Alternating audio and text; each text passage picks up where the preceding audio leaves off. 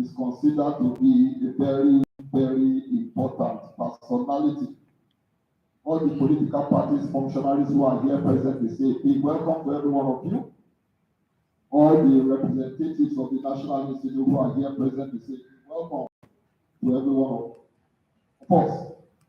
We have here from the National Institute, Dr. Ibrahim Choji. Can you please put your hands together? Just recognition, please. Professor Jalta Tangina.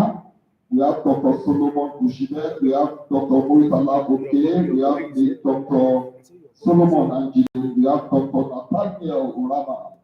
We have Dr. Muazu, and so many others who are also here to be a part of this very important, what I would call national dialogue.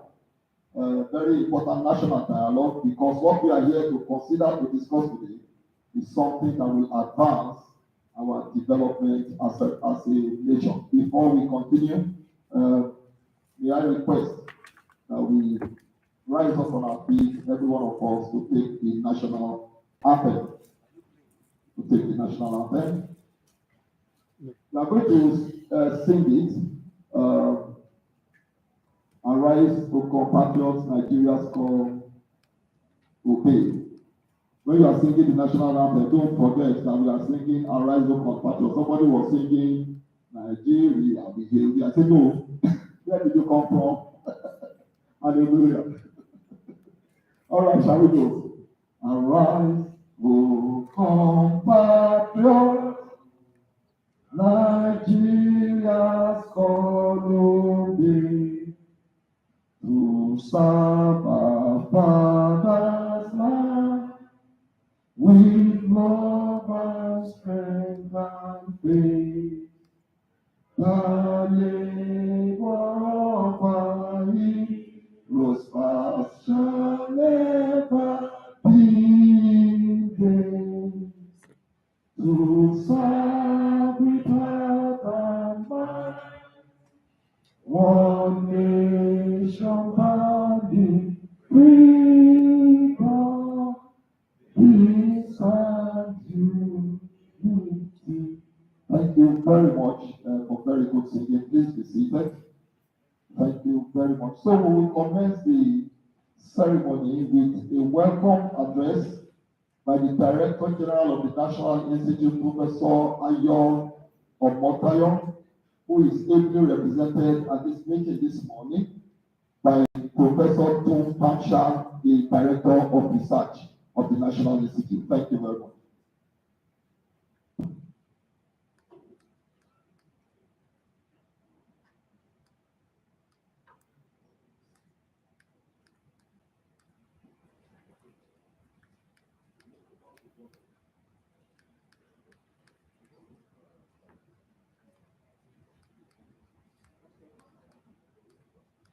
The chairperson of IPAC,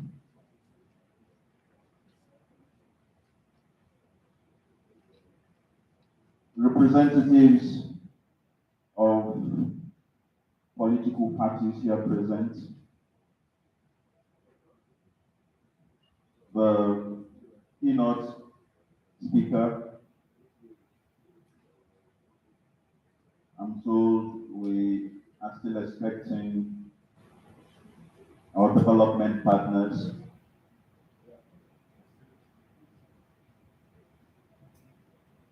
Let me recognize the representatives of civil society organizations here present.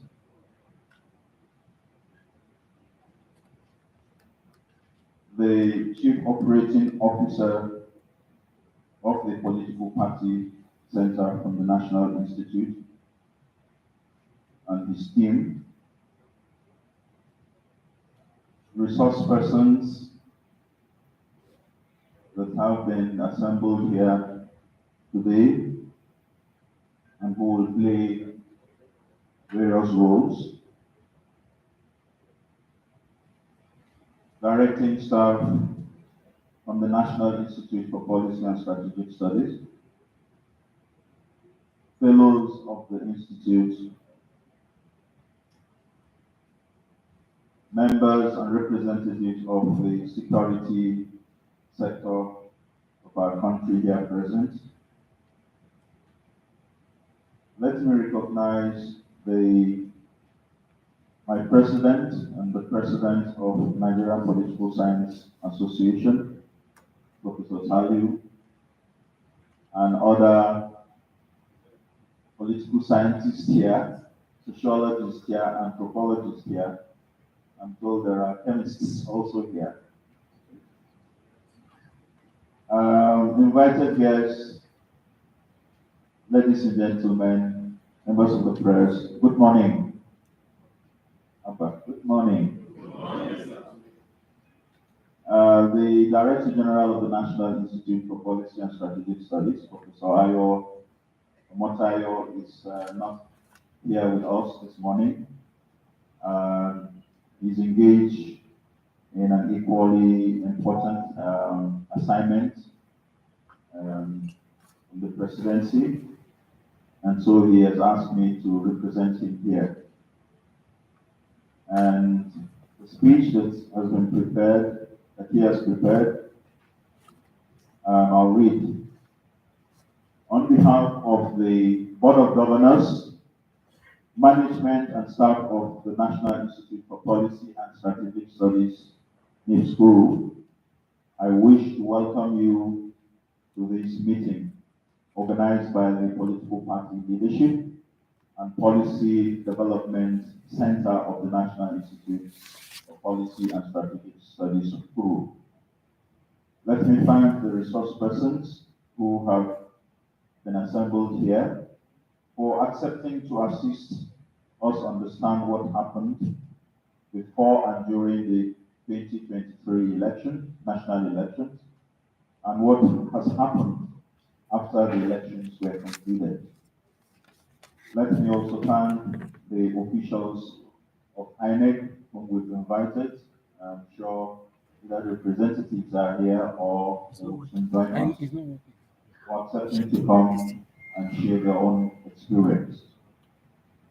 Let me also thank the leaders and representatives of political parties who indeed played their own roles during the elections. And of course, we have seen we've seen the results of that exercise.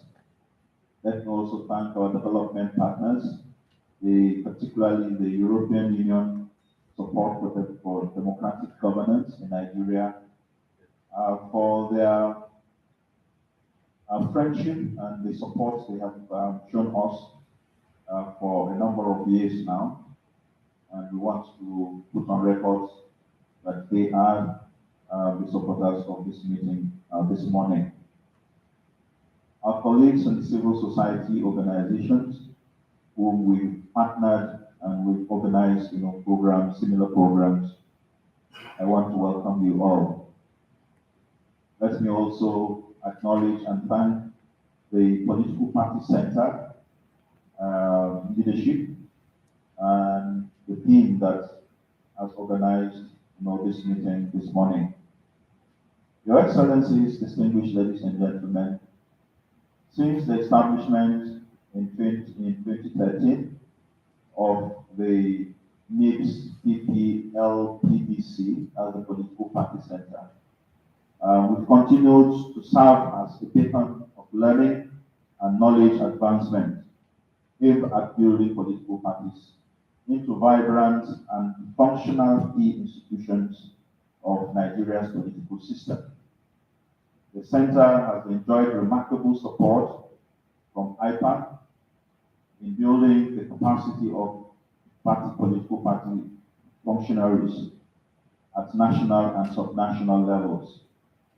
Our programs for political parties are customized to strengthen political parties to become organizationally more vibrant, imbued with internal democracy, have respect for non-violence and inclusiveness. This meeting has been designed to give resource persons, stakeholders, and participants the liberty to discuss all the issues that are associated with the 2023 elections. We want to know the processes that should be sustained and improved on because they work well during the entire process.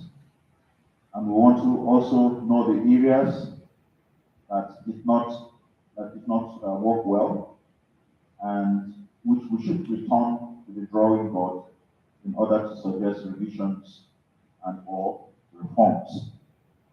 Please feel free to place your thoughts on the table for us to reflect on. You will be protected under the NIPS expression rights rules. We used to get Chatham House rules. NIPS also has our own rules. We call it the NIPS expression rights rules. So feel free to express yourself. Feel free to bring all your thoughts to the table and you will be protected. Ladies and gentlemen, I have no doubt in my mind that with the array of national and political leaders here present, including the election management body, personnel from the office of INEC, party administrators and distinguished personalities here, we want to believe that our purpose will be achieved at the end of the day.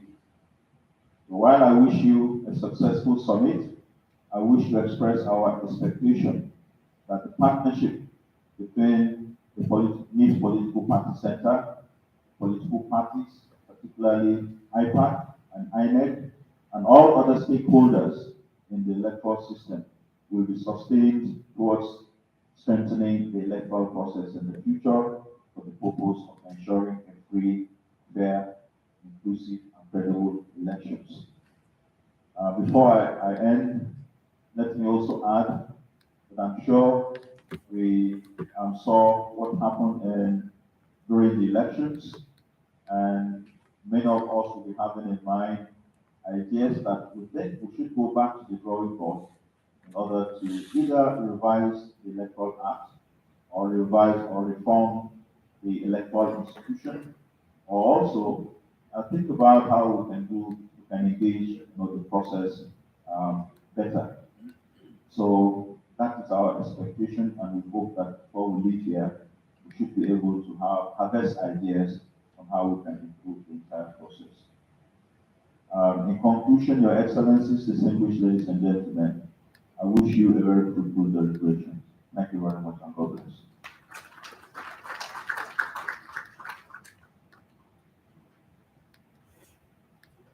Please put your hands together one more time for Professor Tom Kamsha, representing the director, Professor Ayo Omotayo. Let me quickly invite to the podium, to the high table, Mr. Samson Itodo. Mr. Samson Itodo, can you please come forward? Thank you very much. Please come. There is a place for you here. Thank you very much. Thank you. Is check this at the other. No, please come to the podium. Okay, if you can leave like I can leave, you're welcome. All right, I wish to also specially recognize this morning the presence of Professor Jane Ande, who is also here from the National Institute. Please put your hands together. Thank you very much, Professor Jane Ande. We do not have space anymore on the high table, so thank you very much, Professor Jane Ande, and every other person who is here present. When the Director General was delivering his welcome address, he made reference to what he called the NIPS expression rights rules. And you may be wondering, what is this NIPS expression rights rules? It is simply what we call the principle of non-attribution. The principle of non-attribution means that anything you say here will not be used against you in the court of law. So you are free to express yourself freely. You are free to say whatever you want to say. You are free to put your thoughts, your ideas, your position on the table. And we can assure you that in doing that, you'll be making a valid contribution to our national development aspirations. So on this note, I want us to go to the next stage of the program, which is the delivery of goodwill messages by some of the people here on the high table. It is my pleasure, ladies and gentlemen, to start with Engineer Yabagi Sani, the national chairman of IPAC. Okay, he stepped out. All right. Okay, so we'll go straight then and take the goodwill message from the Inspector General of Police, ably represented by Commissioner of Police, Basil Idegu. Please come forward, sir. Thank you very much. Put your hands together, ladies and gentlemen. Thank you. Good morning, distinguished ladies and gentlemen. I now have your kind permission to stand on the already established protocol.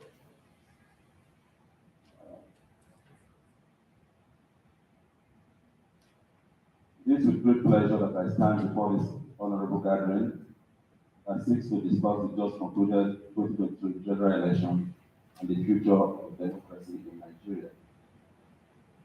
Before I proceed, let me tender the apologies of the Inspector General of Police who will not be here in person, owing to some other very important national assignment. But I would like to thank the organizers of this important conference for the kind invitation. And I equally want to observe that this conference couldn't have come at a better time than now, because as a country, we need to look beyond the 2023 general election in order to set priorities that will ensure the sustainability of our democracy and usher our great nation into a desired prosperity, politically, economically, and security-wise. I would also like to take this opportunity to extend a warmest congratulations to Nigerians on the successful conduct of the 2023 general election in our great country. The election was a momentous occasion that demonstrated our commitment to democracy and the rule of law.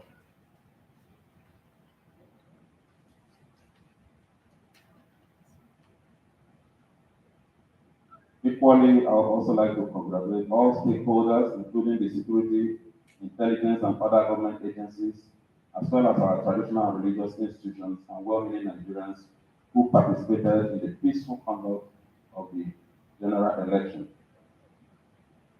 I encourage you to continue to work diligently towards ensuring that Nigeria remains a safer and secure nation. Our efforts as institutions of government are critical to the continued growth and development of Nigeria. I'm proud of our services. Indeed, our collective and collaborative efforts have sustained not only the electoral process, but the democratic governance in the country. Your willingness to put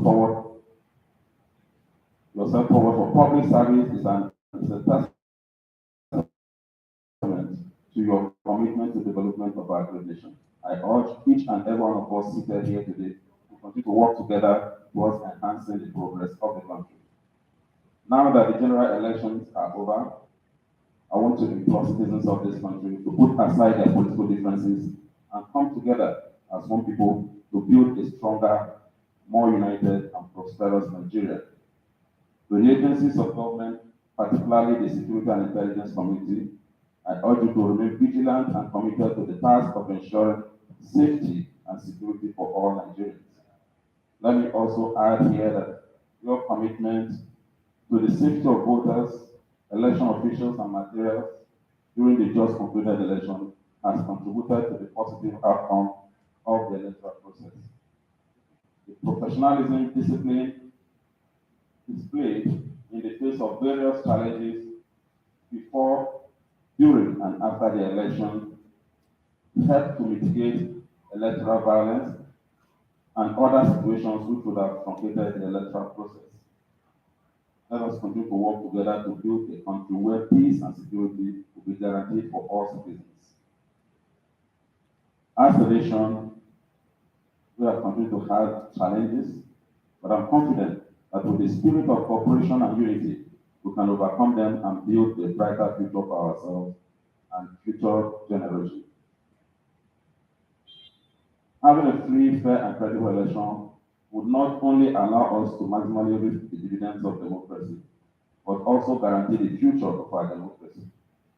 I remain steadfast in the belief that one day Nigeria will conduct an election that the whole world will seek to emulate, as we imbibe the lessons of every electoral process. I wish the organizers, the resource persons, and the discussants a successful celebration throughout this conference. Thank you very much.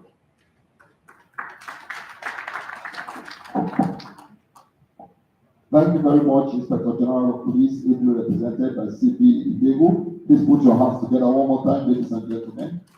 We want to take the next goodwill message. Permit me, ladies and gentlemen, to invite Mr. Samson Itogo, Executive Director of Yaka Africa, to deliver his. Good morning, everyone. The DG of NIPS, ably represented by my teacher, Professor Pam Shah, and all the other professors and those on the high table and distinguished guests. Let me apologize that I have to leave after this because I'm headed to Kefi for another event similar to this as well. So I do apologize. So let me recognize Professor Alugo, who was my teacher in the university, seated here. It looks like this is a gathering of my teachers. So if I have my teachers in the room, I will try to moderate what I have to say in 5 minutes. But first, to just express business appreciation to NIPS for this convening to reflect on the 2023 elections. As we know, the journey to 2027 has begun because the end of an election commences the process of the other elections. I think that I'll restrict myself to 2 things. The first is, what are the big lessons that we learned from this election and what do we need to do moving forward? Often people focus on the negatives and not necessarily what did work in the 2023 elections. And for want of time, and since there's going to be other sessions that will deal with these issues, I'd just like to highlight 3. The first lesson that we've learned from this election is that a captured electoral commission is a threat to democracy. That's one of the biggest lessons from the 2023 elections. That if you have an election whose policy making processes have been captured, an electoral commission whose procurement systems have been captured, an electoral commission whose operational systems have been captured, it does pose a threat to democracy. And that's what we saw in the 2023 elections. You can't have an electoral commission that is dominated by political appointees of politicians or people who have tainted and compromised records. And I think that as a country, we have to rise at this critical moment to say enough is enough. You know, to this capture of the electoral commission like we saw in the 2023 elections.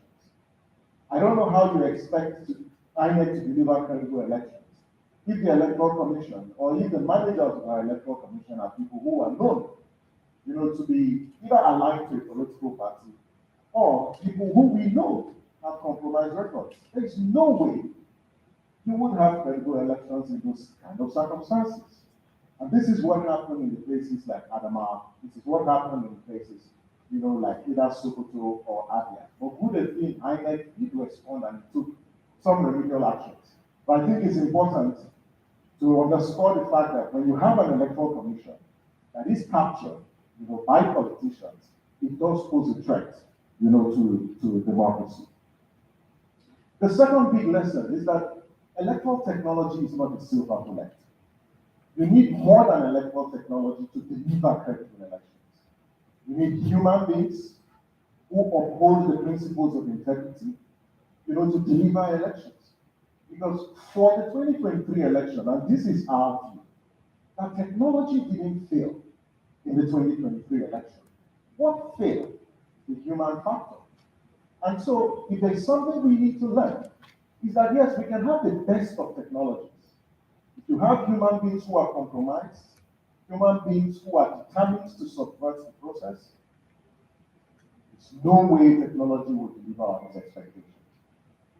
I think the third critical lesson is about broken trust. And if there's going to be any rebuilding process post this election, it's going to start from instilling trust on the minds of the voters who are out there. And it's going to take action by not just INEC, but the political class to continue, to build public and inspire public confidence in the electoral process. Because if we're going to make any progress as a country, then we need to build public trust. And so far, as a Nigerian, I don't think that those who are out here believe that the electoral process, is credible enough to deliver credible elections. And I think also tied to this, it is important that as we reflect on the elections, is to look at what are those pathways that both politicians, citizens, and democratic institutions can work together, to foster public trust. And it begins with creating an opportunity for the public to ask those difficult questions and answers provided to those questions. And this is why civil society have called for an independent review and audit, of the elections. And I want to believe that this review is also part of this collective process of interrogating what are those issues that are mitigated against, the successful conduct of the elections. So I'm very excited that we're having this conversation. And I just thought that I should put these issues, because these are issues that we're also reflecting on, both at the IGA Africa and collectively as civil society. Once again, thank you very much for the invitation, and I do appreciate the opportunity. Thank you. You can do better. Please put your hands together for me. Thank you, Mr. Santi Dodo, for your insightful thoughts. I'm sure those things that is put on the table will be subject to debate in the course of this conference. While he was speaking, we also had one very important personality come into the hall. Permit me, ladies and gentlemen, to welcome Professor Jibril Ibrahim. Please put your hands together. Professor Jibril Ibrahim, thank you very much for joining us on this important dialogue. It's my pleasure, ladies and gentlemen, to also invite to the podium the chairman of IPAC, Engineer Yapagi Sani, to deliver his goodwill message. Thank you very much, Engineer Yapagi Sani.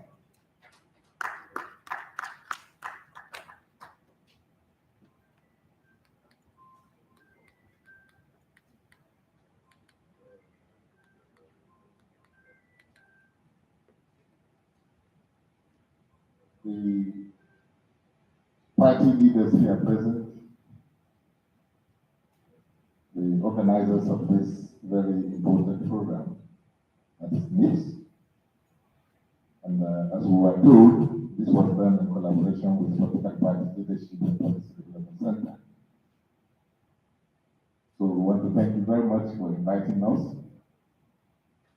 But before I continue, let me also recognize the presence of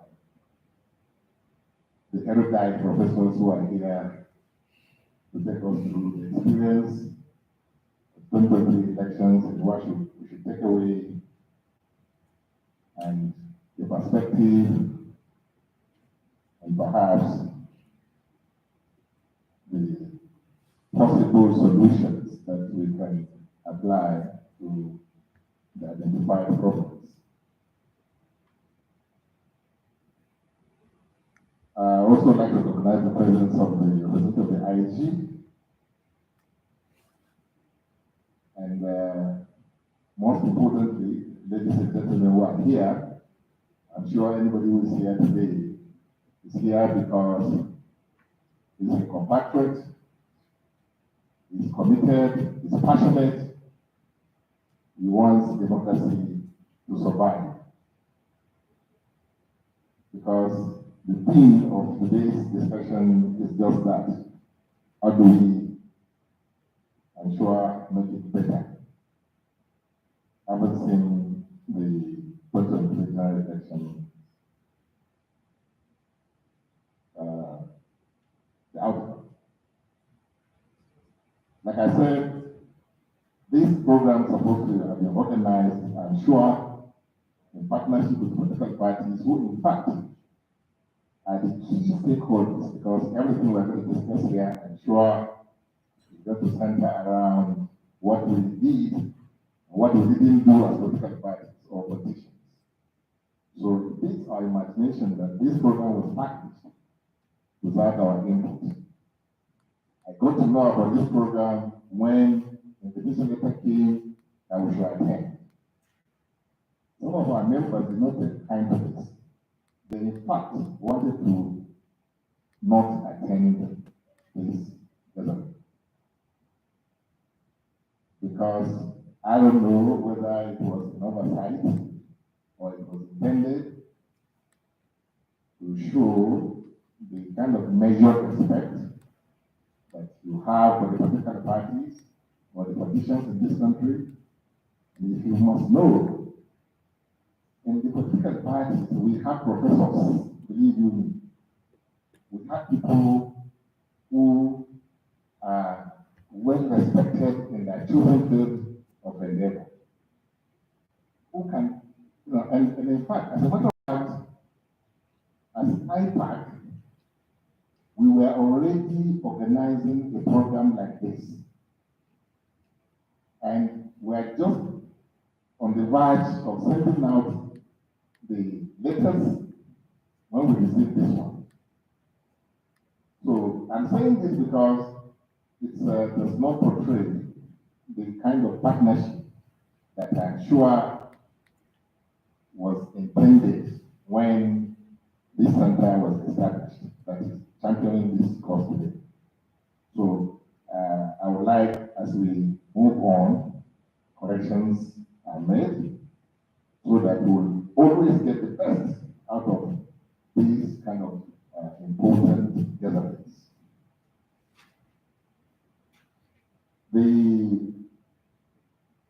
Today's discussion, like the previous speakers have said, is a postmortem of what happened. And I believe as we go along, we will have to interrogate three principal aspects of what happened in the 2023 elections. We will have to interrogate the legal framework itself, the Constitution, which is done now, the Electoral Act 2022, the INEC guidelines. That is number one in terms of legal framework. Number two, the programs, meaning the processes that INEC brought into play, like the introduction of technology and how did they fare. Number three, the administrative structure to deliver the programs themselves. The last speaker mentioned the state of process capture and other capture. I rather say the state capture because it is the state capture that led to all the unintended activities that we saw in the election, or the conduct of the election itself, and the management of the election itself. Many of us have talked about what is in the OAS report as regards how the managers of the process are appointed, in particular the chairman of INEC, the REC, the national commissioners. Of course, the saying is that he who plays the piper dictates the tune. And in our particular case, it's not lost on us that the appointing authority is a key player in the elections themselves. Because the president belongs to a particular party, and he does not hide his passion, his commitment, his resolve to ensure that his party wins at all costs. So, and this is the same person that appoints the managers of this process. So we must quickly address the administrative structure that will deliver or is expected to deliver the elections in this country. And the Electoral Act 22 itself was another issue because I salute the courage and the commitment of INEC really, because our interactions with them showed that they were fiercely committed to delivering on their mandate. But of course, against the background of state capture, they couldn't do much.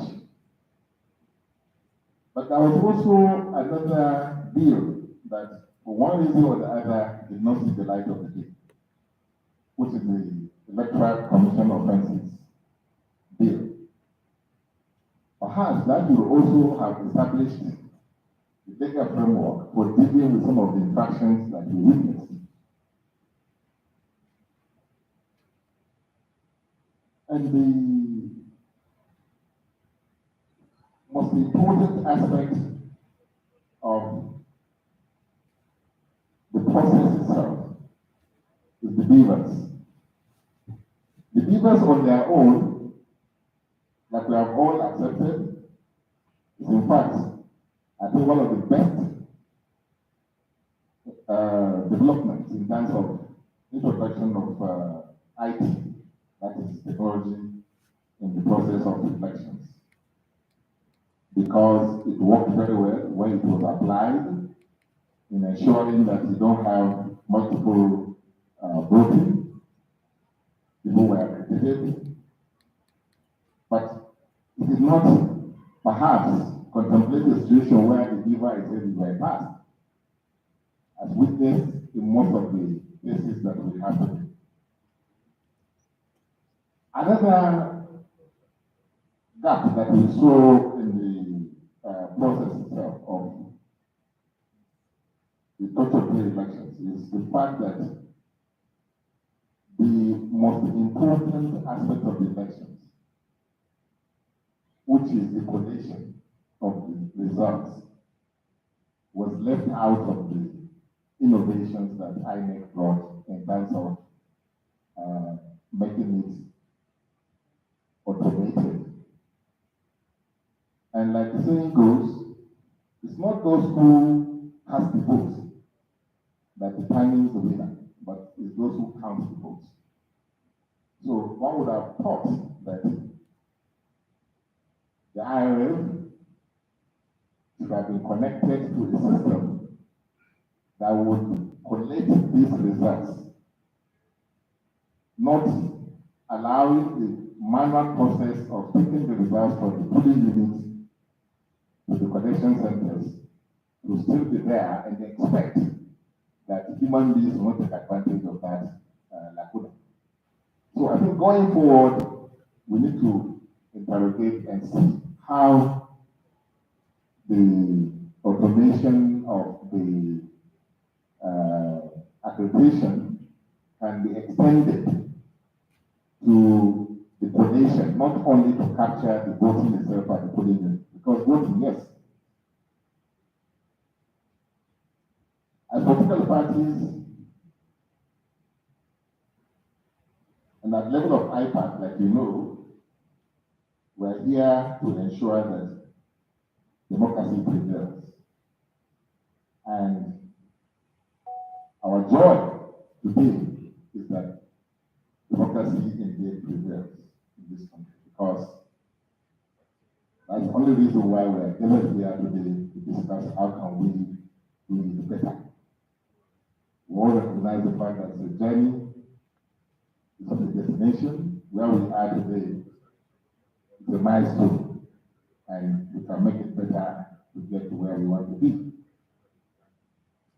And that's why one of the reasons why we're here, because we believe that whatever it is we must move forward in spite of all the shortcomings. So once again, let me thank the organizers of this important gathering and assure you of our cooperation, but ask that let the right thing be done, because we can't clap with one hand. For instance, perhaps we will have come here with our own reports as to what we actually think as a party, as political parties, and present to this very important gathering. But we are not given that opportunity. So I thank you very much for this occasion, for inviting us. And I wish us a very fruitful celebration. Thank you very much.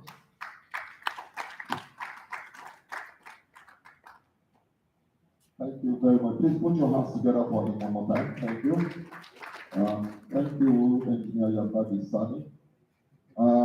We do not have here this morning Professor Abubakar Rashid. So we are going to skip that. But before we go on, let me also recognize in our midst this morning Dr. Bolade Iyila, that's the technical advisor to the chairman INEC.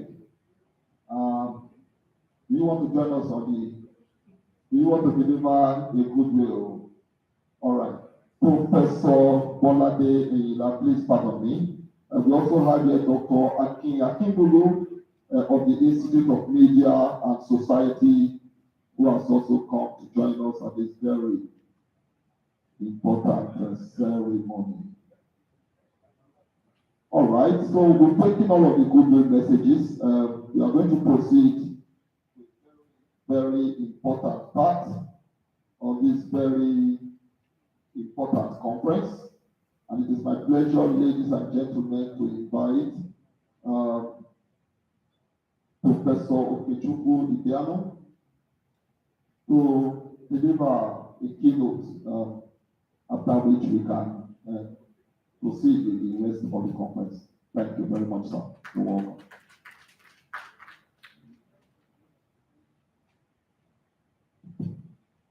Thank you. Distinguished ladies and gentlemen, I've been told that I have 20 minutes to deliver this keynote, but let me still recognize the DG of the Institute, the chair of IPAC, chairpersons and other leaders of political parties, distinguished professors, representative of the IG, distinguished ladies and gentlemen. I feel very privileged, really, to be asked to set the tone for this meeting. Apart from being a long-standing friend of the Institute, I've actually been trying to further understand why I was asked to deliver the keynote address for such an important meeting. But I think the best and most cogent explanation that I can find or I can think of is that I was for 10 years a member of an endangered species, if you like, that in Nigerian parlance they call the INEC people. Having served for 5 years as Chief Technical Advisor to the Commission and a further 5 years as the National Electoral Commissioner. I think that's the best explanation that I can find. And I think that this endangered species, so to speak, has one of the most difficult jobs in the world, in my opinion. Not just that they have the task of conducting very difficult elections, but beyond that, they have the very difficult task of managing and regulating political parties in Nigeria. particularly because uh, these political parties are indeed extremely powerful. Um, for those of them who are in government, they will regard INEC, they will regard themselves as masters of INEC. And they used to think about us, for those of them in government, as our masters to whom we must be beholden. And for those who are out of government, they used to think of us as meddlesome people. And so it's a very difficult task, having a legal responsibility to regulate either your master or somebody who views you with very deep suspicion. But I'm glad that finally one is out of that Darwinian crucible, so to speak, and one feels, it almost feels like surviving a life-threatening condition. And I think that maybe that's why I've been asked to give this keynote, because now at least I can speak and reflect on some of those issues without either being seen as beholden to some master or as a meddlesome interloper by those who are out of government. But I think it's also a useful um, opportunity for me to say some of those things that I wouldn't have said in the last 10 years. And the reason for that is very simple. I think now people can listen to me in a different context, particularly as somebody who has taught political science at the university level for 40 years. So I think it's an opportunity really to say some of those things that I wouldn't have said, and hope that from the very few things I'm going to say today, you will find some useful interpretations of the 2023 general election and the role of political parties, the role political parties played in the general election. So what I intend to do with this keynote, four things. One, I will start with my own stylized um, rendition, if you like, of the evolution of Nigerian political parties, dating back to the beginning of the 20th century. Secondly, I will look at and characterize political parties at the present phase of the evolution of parties in Nigeria, based on this my stylized account. And thirdly, I will look at the role they played, or the role political parties played in the general election, to see if it really makes sense, my characterization of this phase in the development of political parties. And finally, time permitting, I'm going to look at the future of democracy in Nigeria and what that future, I believe, portends for political parties. And this is a handful.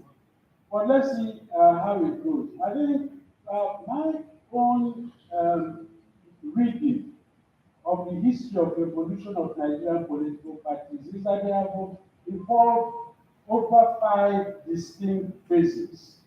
The first one is the one I described as the pre-nationalist phase. By the turn of this century, colonial dispatches were describing them as young men's clubs with political aspiration. That was, if you like, the prototype of what became political parties. By the first set of elections, especially in Lagos and to some extent in Calabar, the first set of political parties began to emerge.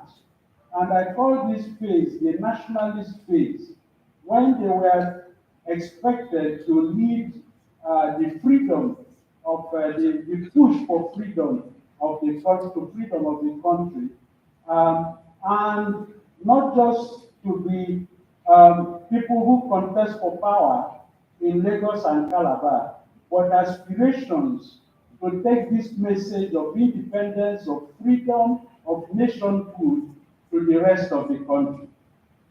The third phase in that evolution, and I'm trying to make this as quick as possible, is what I call the subnational sectional era.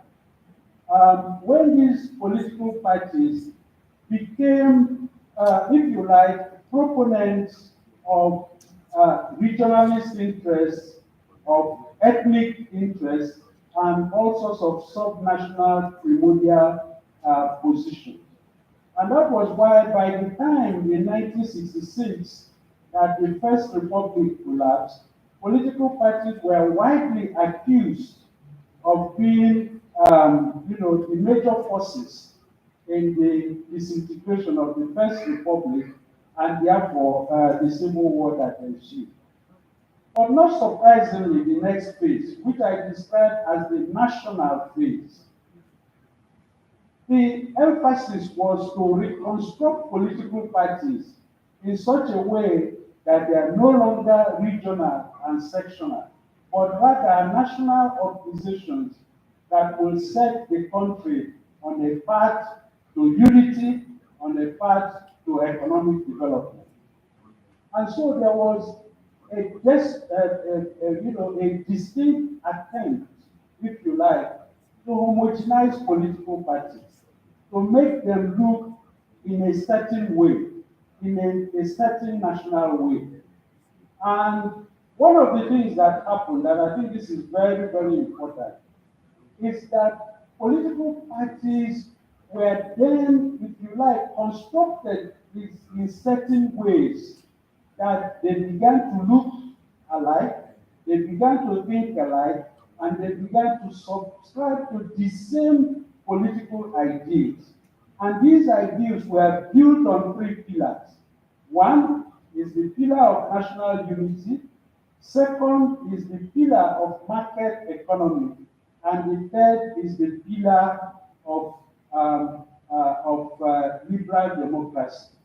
So these are the three pillars on which political parties were constructed. And it began under the military. They decided to mold this. And if you remember, at some point, political parties were pejoratively described as parastatals of the government. They were given constitutions, given manifestos. They were told what ideology to subscribe to, a little to the left and a little to the right, and so on and so forth. And this has persisted. This national construction has persisted. And if you read sections 221 to 229 of the Constitution, it is clear that what was being constructed were national organizations that were essentially similar, in character. But we come to the present phase, and that is this post-nationalization phase, as I call it, in which it seems like political parties are trying to rediscover their individual character. But that is where the problem starts. Because in trying to move away from that constructed national character, certain crises have set in. And these are the three crises that I describe as the crisis of Nigerian political parties. It is something that has to do with three things quickly. First is that it is a crisis of rules. Because having constructed in certain ways and having been given certain rules of procedure, down to how you can raise money, down to who can be on the executive of political parties. And this is constructed by law. In rediscovering their identity, there's a question of having to reconstruct new rules and so on and so forth. And unfortunately, what has happened is that there is a crisis in terms of obeying the rules that enable parties to run themselves independently and as independent organizations, and certain rules that legal framework has set out for political parties. The second crisis that I find is what I call a crisis of identity. And this has to do, as I have said, with an attempt to homogenize political parties. And so sometimes you don't know if Nigerian political parties are elite parties, you don't know if they are mass parties, you don't even understand the very characteristics of political parties in Nigeria. And it's understandable because the law practically determines what they can be. The third crisis that I think is germane to understand what we are saying is then the crisis of ideology. First of all, I do not agree with dominant thinking which suggests that Nigerian political parties have no ideology. I don't think that is true at all. Because if you read section 224 of the Constitution, it is clear you cannot even exist as a political party in Nigeria except to subscribe to chapter 2 of the Nigerian Constitution.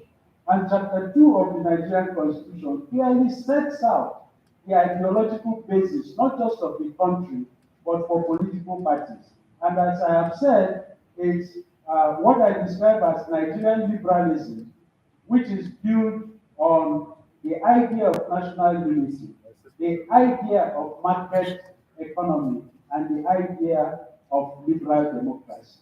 And to say that political parties do not subscribe to any ideology is therefore a little bit problematic for me.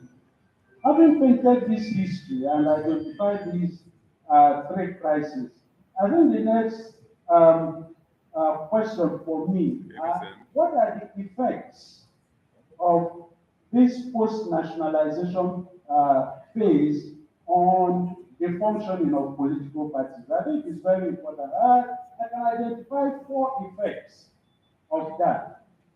The very first effect for me is that because of homogenization, political parties take up too many interests in order to win elections. And in the process, they try as much as possible not to dissatisfy any of these interests, with the result that their policies and programs for government become too broad, meager in content, verbose, and unfocused.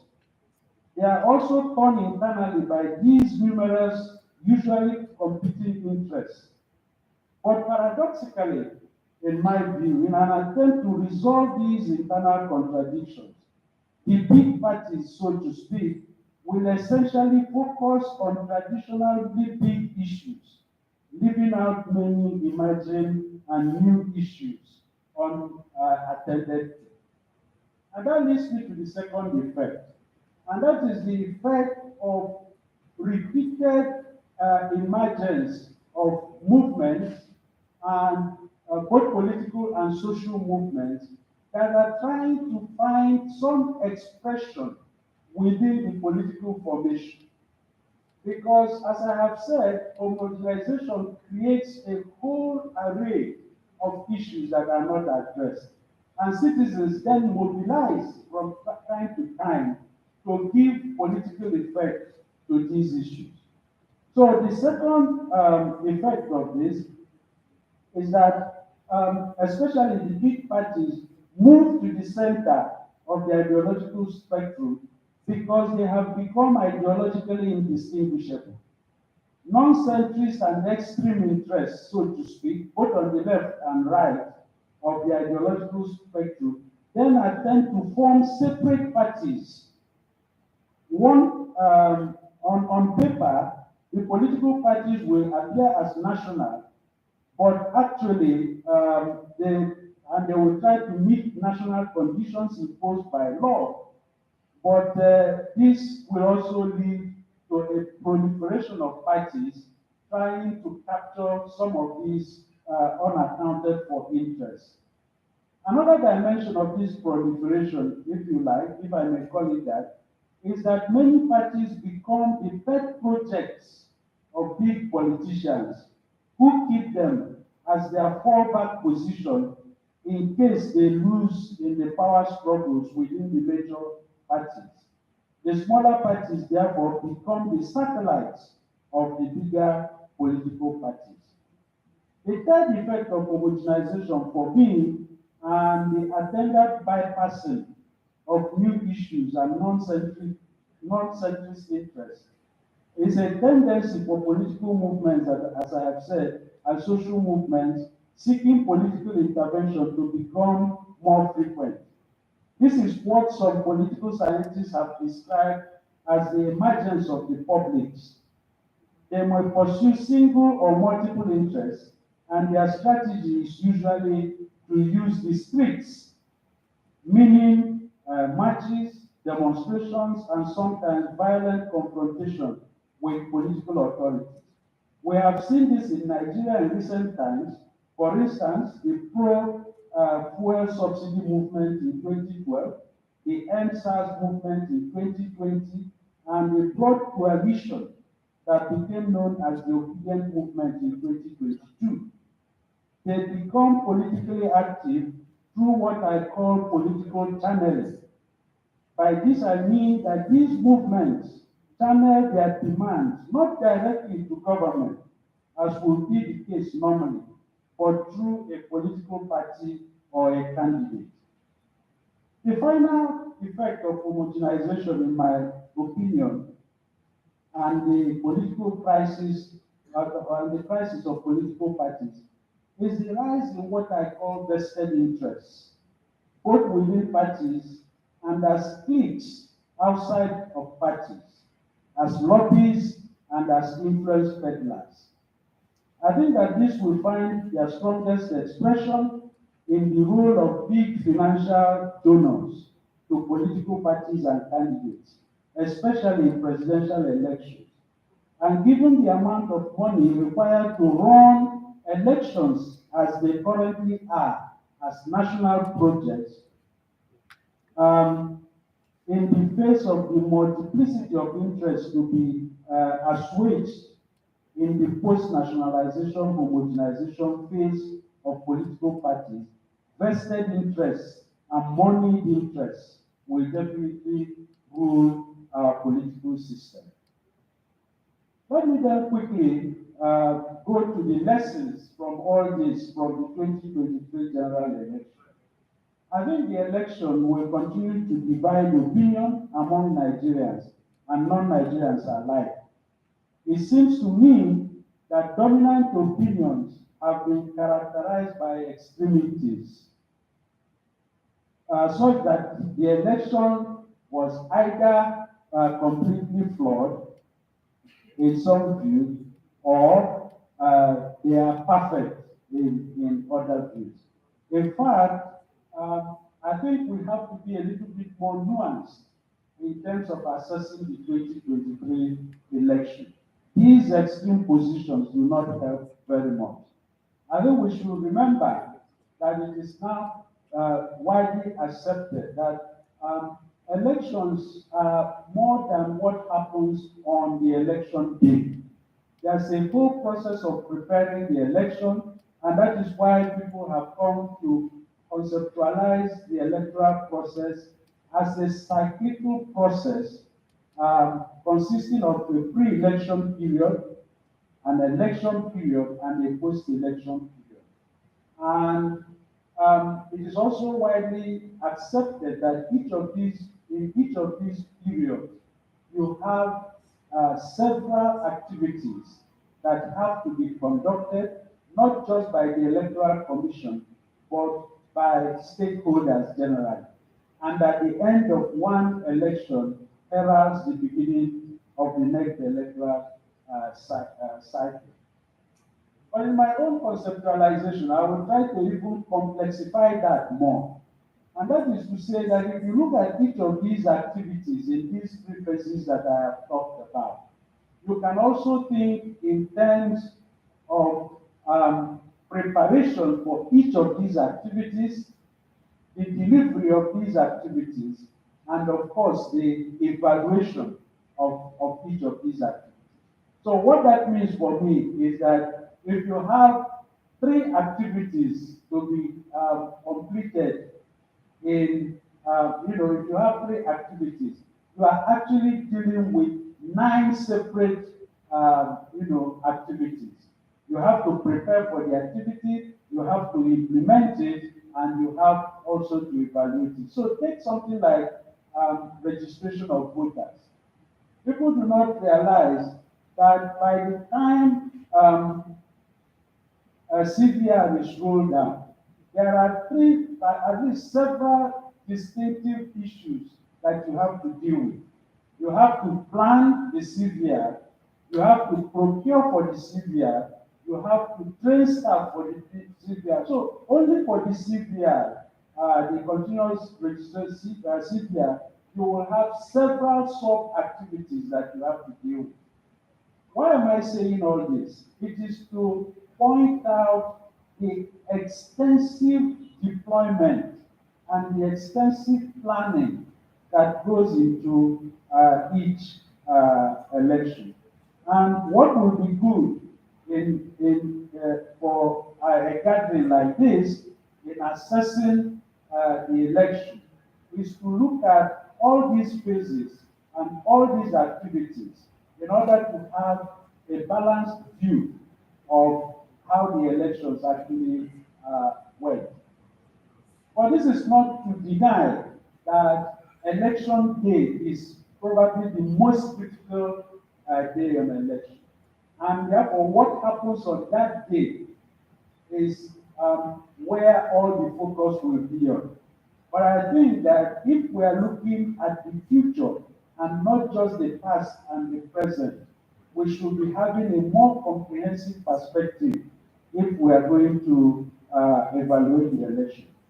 But still, for me, there are at least 10 defining factors in the conduct of the 2023 general election that stand out. Five of them, I argue, were positive and made positive contributions to the election, while the other five were negative and actually created problems for the conduct of the election.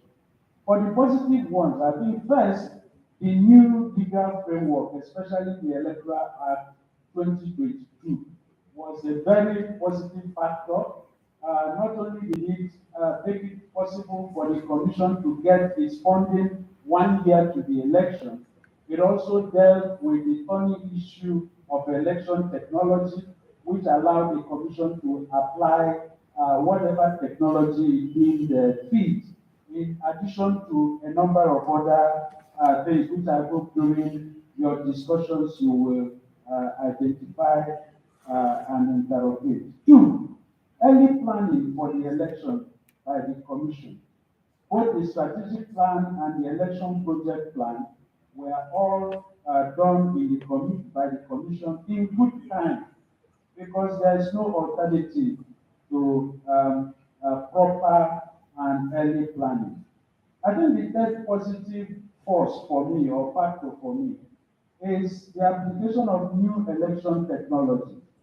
Not just the beavers, but also the IBET for registration of voters, as well as the IREV, the online management of political parties, for example, and so on and so forth. These are technological innovations that the Commission introduced during the last electoral cycle, which I think were beneficial to the conduct of the election. The fourth one for me was voter enthusiasm. The extent to which Nigerians were fired up for the last general election, especially the massive interest by young people in that election, was a big positive in my opinion. And finally, in terms of positives, is the expansion of voter access to polling units. Now, if you have not seen some of the polling units in Nigeria, you will not appreciate what I'm talking about. At some point, one of the largest polling units in Nigeria had 15,000 voters, and they were expected to vote between 8:30 in the morning and 2:30 in the afternoon. it was simply chaotic. Therefore, the attempt to grant more access by creating new polling units was a positive. Although, of course, the downside of that was that perhaps the commission did not consummate that process by properly allocating voters such that in some of the polling units you still had overcrowding. On the fun side of all this will be the negatives for me. The first one, of course, was insecurity and violence, especially attacks on INEC facilities and threats that were made to peaceful election.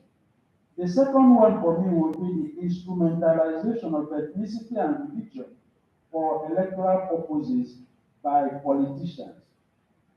The third one for me would be the culture of electoral impunity, as I described it, and voter inducement, especially vote buying, particularly using money. The ninth one was the economic challenge or the economic challenges that the country experienced prior to the election, the fuel scarcity, the scarcity of naira, and so on and so forth.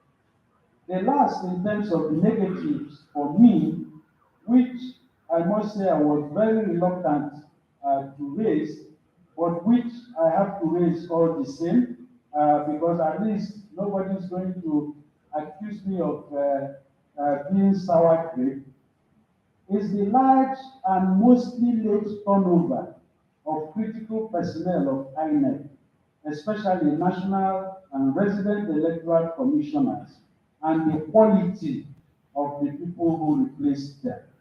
I think this is extremely important. My own evaluation, and I might be wrong, and there are people from INEC who are in a position to correct me, is that probably less than 25% of the people who planned the 2023 general election actually were involved in its implementation. And the implication of that is that we are always going to have these gaps of people who do not understand the purpose and the underlying essence of what was being done. That is not to say, of course, that people must be reappointed. I think what is critical is the quality of the replacements of people who are coming. Now, if you're going to replace a commission with people who are clearly known to be partisan, or people who have had records that are not as positive as you would expect in a commission like that, then you are already creating a fertile environment for failure. And I think it's very important to raise this because there's a responsibility on the part of appointing authorities not to use reappointment as a tool for controlling the commission. I think that is extremely important. And this is what you find, that as soon as tenures begin to end, people begin to be offered reappointment or threatened with denial of reappointment. And that is a very powerful tool for controlling the commission. And I think we need to go back and think about how, when we've said this over and over, how INEC commissioners are appointed to make sure that only the people who are qualified to be there. The other point about the appointment of INEC is probably the only organization that I know where the specific skills that might be needed to run their activities does not feature in the appointment of its members. So, for example, we keep talking about election technology. I'm not sure that there's anybody, not when I was there or even presently, anybody who is really an expert in technology as such. And what that means is that you become in a sense, captive to people who sell technology, the civil servants, and so on. I think it is time to begin to define a kind of specific skills that might be required to be a national commissioner or to be a resident electoral commissioner. My conclusion in terms of the preparations for the election and so on is that in these negative factors that I have identified, it seems to me that what the government and politicians did to INEC is akin to the proverbial sending a man home with a bag of salt and conjuring heavy rain after him. And that's probably, the best way to look at this. This is a very difficult task. It needed to be conducted in a certain way, but you conjure rain after somebody you have just asked to deliver a bag of salt.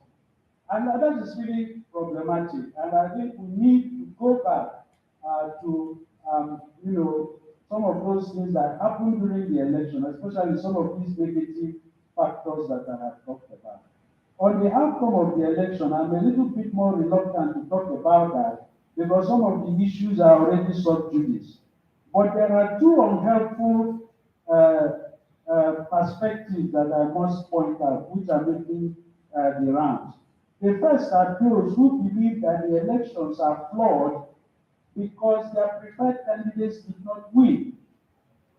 The second, and even more disingenuous, are those who argue that the people who are aggrieved feel so only because their preferred candidates lost.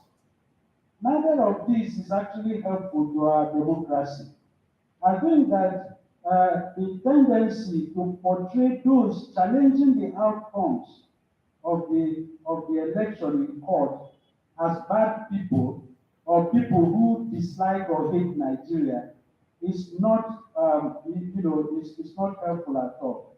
It is important to reiterate that the legal process is a legitimate part of our electoral system. What is demanded is that a fair adjudicatory process examines and determines the merit of these grievances.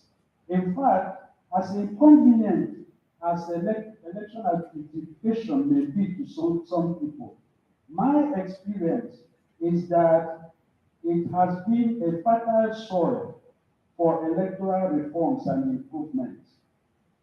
Now, back to the role of political parties in the 2023 general election. I think, in a way, the election congealed all the issues in the eventful history of Nigerian political parties in a single electoral cycle. The three dimensions of the crisis were boldly expressed in both intra-party and inter-party activities during the election. For example, problematic election of party officials. So many parties ended up in court. Problematic party primaries, the high cost of nomination, sometimes running into millions or hundreds of millions of naira, inter-party violence and poor record keeping, party crossing, inability to or difficulty producing membership lists, zoning of party offices and candidates, lack of clarity in formulating party manifestos, and so on and so forth. So all these are reflecting the crisis that I have talked about, were all at play during the election. Distinguished ladies and gentlemen, in order not to abuse the privilege of my 20 minutes, I think I can begin to wrap this up now. What is the future of Nigerian democracy? Now, generally speaking, I think that every democracy is to be understood in the context of its substructure, structure, and political culture of its society. By substructure, I mean the underlying material conditions of the society, how it produces wealth, and how work and rewards are organized.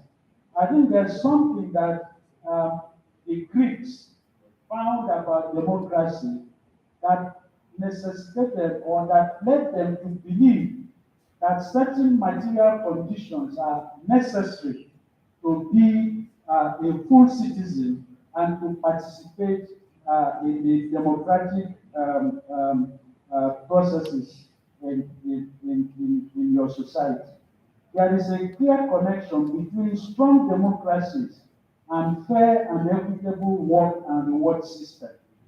Where voters are extremely poor, democracy tends to be weak. By structure, I mean the forms of vertical and horizontal relations prevalent in a society. By horizontal relations, I designate the interactions among its components, whether you define them as ethnic groups, religious groups, or communities. While vertical relations refer to the relations between them and political authorities, where the horizontal relations are characterized by extreme inequalities, perceived or real, and, and are also characterized by conflicts, democracy tends to be weak. At the same time, where the vertical relations are marked by state oppression and constricted civic space, democracy is also weakened. Finally, by political culture, I designate the dominant political attitudes and ways of the people of the society. If the political culture does not encourage participation, negotiation, bargaining, and freedom of expression, then democracy shrinks. The future of democracy will, boldly speaking, depend on how these three dimensions evolve. More specifically, however, on political parties, what I'm beginning to see of Nigerian democracy is that citizens, especially the younger generation, are asking more and more questions about the Nigerian society through politics. They are interrogating whether the triple heritage of Nigerian liberalism, namely national unity, market economy, and liberal democracy, is really delivering for them. They are interrogating the real meaning of national unity, and young people are framing new meanings and building new circuits for promoting real unity through technology and the performing arts. They are interrogating whether the market economy is actually providing equitable economic opportunities for all. In the process, they are working extremely hard to be innovative with so many startup companies springing up across the country. And this is one of the things that we often lose sight of. But without adequate support from the state, they are therefore determined through politics to make the state more economically equitable and to provide the right incentives for economic growth and development. Finally, they are also interrogating liberal democracy as presently practiced in Nigeria on whether it is delivering real voice and participation for citizens. These questions will find more and more expression in political and social movements, direct demands for the expansion of the political space and channeling of these demands through fringe political parties and charismatic candidates. What do all this portend for political parties? Simply, there are six emerging realities that Nigerian political parties will have to face in the near future. First, citizens will demand for improved representation from elected officials and from political parties. Citizens will also demand for more accountability from aspirants, from candidates, from parties, and from elected officials. Thirdly, the rise of new interests beyond the ideology of Nigerian liberalism will be the order of the day, and I have mentioned that. Fourth, demands for new forms of political representation beyond political parties are likely to be heard across the country, such as independent candidates, corporatism, and other strategies of alternative political representation. 5, greater involvement of young people and technology. These are going to be the two most potent emerging forces of Nigerian democracy and politics. They will challenge and supervene godfathers and money. Political parties that realize this and adapt to them early enough will be in a better position in the emerging future of our democracy. And finally, there will be demands for stiffer regulation and modernization of political parties. Thank you for the opportunity to address you, and I hope I haven't overshot my time by too much, and I wish you all fruitful celebration. Thank you very much. Please put your hands together. Bob will left your phone behind.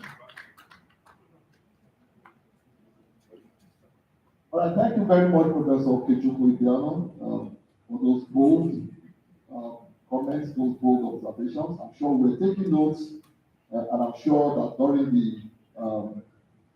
the sessions that we are going to have after this, interrogate some of the things that Prof has put on the table. I'm going to go straight now to the vote of thanks. May I say that immediately after the vote of thanks, we will take the national anthem, then we will have a group photograph, and then we can go straight to the tea break immediately after that.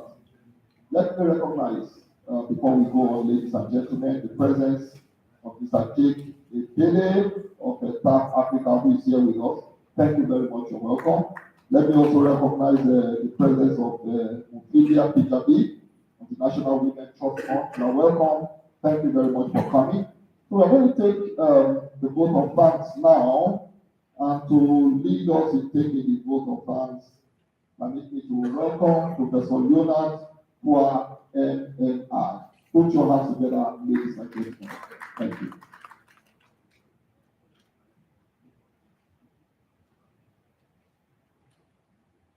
Thank you all,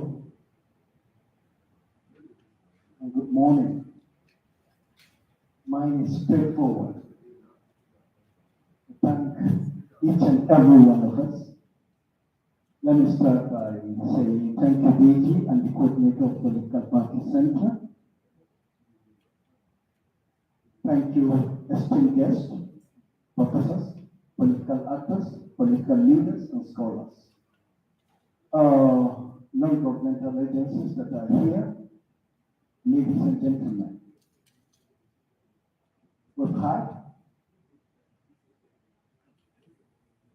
We've taken lessons, but the only thing I have to say this morning in closing is I appreciate each and every one that is seated here for taking time to come. You've taken all the things. You've had all the expositions. Let's stay behind after the break and discuss these issues. Thank you for being here. Good morning.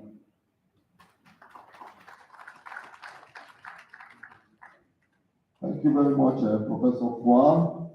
We're going to rise up on our feet to take the national anthem. We took the first stanza of the national anthem at the opening of the ceremony. And let me request that we take the second stanza of the national anthem as we close. Immediately after that, we'll gather outside for the group photograph, and then we'll proceed for the tea break. So we'll take the second stanza of the national anthem, O God of Creation. Shall we sing it together? O God of creation, direct our noble path, right now lead us right, help our youth stand to know, in love and honesty, to grow and live in just and true. Great love, the eyes and faith, to build a nation where peace and justice shall reign. Thank you very much. You're welcome. We'll go outside immediately for the group photograph and proceed for tea break hereafter. You're welcome. Thanks for coming. And please note, immediately after the tea break, we are going straight into the first session.